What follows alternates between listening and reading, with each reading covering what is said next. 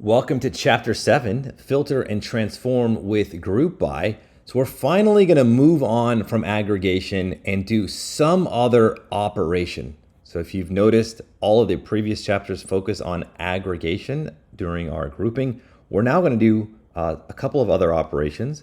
One is with the filter method and the other is with the transform method. So filter allows you to filter entire groups. It's similar to Boolean selection, which works on a row basis. Filter works on a group basis. Transform simply allows you to apply non-aggregating operations to a group. All right, we're going to begin with the filter method and read in a data frame over here. This is just a data frame I created by hand. So I use a dictionary over here to map the column name to the values. This is how you can create a data frame by hand with the data frame constructor. So pass it in a dictionary, where each column name or each key will become a column name, and then the values will just become the values of the data frame. All right, so just a simple data frame, 2 columns, 9 rows, and just a quick review of Boolean selection, just so that you can see the difference between Boolean selection and the data and the group by filter. So let's say we wanted to filter out rows that had a quantity, they have to have at least 4, so 5 or more. So we've done this. This is just a very simple filter, right? We get the Boolean series, we pass it into the square brackets, we get our filter over here. So these are all the rows that have greater than 4. Now let's see if we can filter by the group. So say we have another query we want to answer. We want to keep groups that have a total quantity of more than 15. So we look at the entire group as a whole. So for A, there's a total of 12. That doesn't meet our criteria. For B, there's a total of 16. So that does meet our criteria, and so forth. So we would keep all the rows of B and none of the rows of A. That's what I mean by filtering the group as a whole. So I'm going to do this manually, and then I'm going to show you how to do it with the filter method. So this is not how we're going to do it, but just to show you manually. So quantity.sum. So we're going to sum up the quantities of each item group. And I'm just going to save this to the series S like this. And then I'm going to just do a filter over here. Let's just say I want to filter all of these that are greater than 15.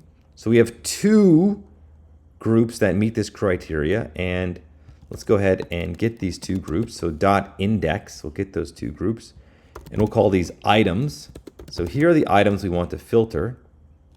And now the way I'm going to filter is I'm going to say df item, and I'm going to do the isIn method. I'm going to pass in the item. So is it one of these items? We'll get this filter over here, and we'll pass it into the square brackets like this. So you can see it has kept all of the rows of B and D. So the data has not changed, right? I've not done anything to the data. It is not aggregated. It is the exact same data as before. I have just simply selected the rows or the groups, excuse me, that meet this criteria. So the B group and the D group both meet the criteria.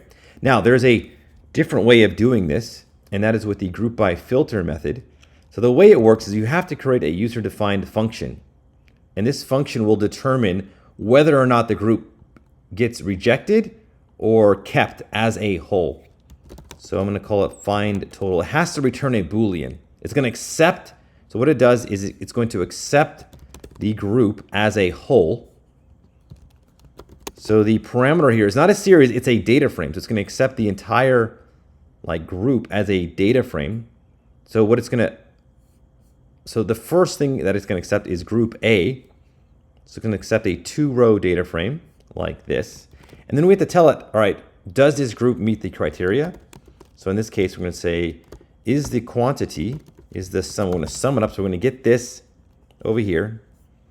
Is it greater than 15? And this is what we're going to return. So this is going to return a Boolean. It has to return a Boolean.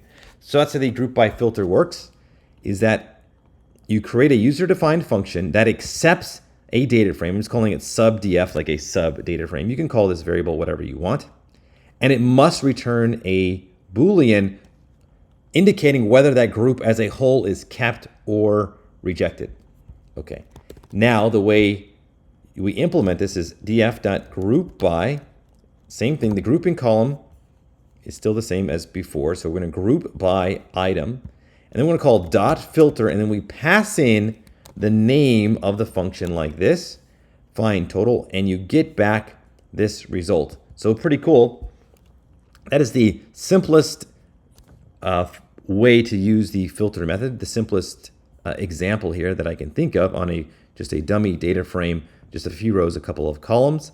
We're just checking to see if the total quantity of an item of the group is more than 15 or not. If it is kept. If it is not, it is rejected. So we can see group C and A have less than 15 as their total, and they are removed. All right, so that is an introduction to the filter group by method.